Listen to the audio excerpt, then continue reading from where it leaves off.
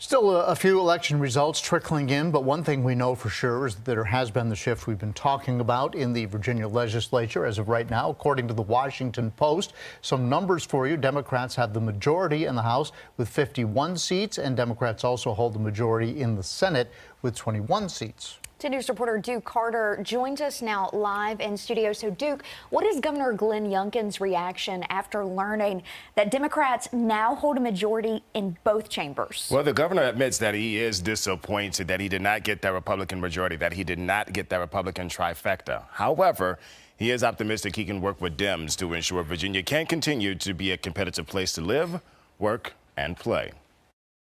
I'm a little disappointed.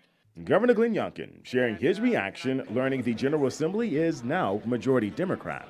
I think the number one lesson is that Virginia's really purple. And despite the Dems holding a majority in both the House and Senate, Youngkin feels he still can move Virginia forward as a competitive place to live, work, and play. I am optimistic that we can continue to find these most important areas. Those areas include providing better educational opportunities for students when they graduate high school, safer communities, and tax relief for Virginia residents. However, a challenge is discussing how to address abortion here in the Commonwealth. So abortion is potentially one of the most difficult topics in Virginia and around the nation.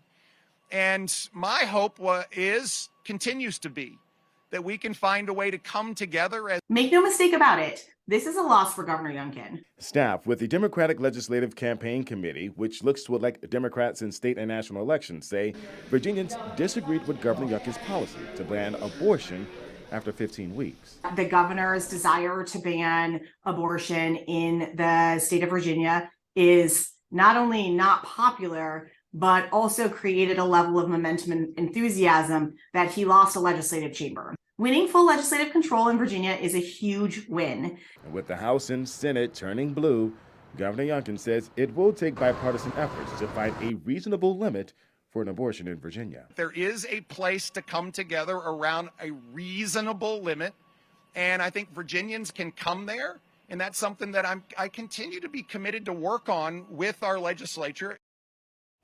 Now, Governor Youngkin says abortion talks will start once Democrats are officially sworn into office next year. Reporting, Duke Carter, 10 News, working for you. Rachel.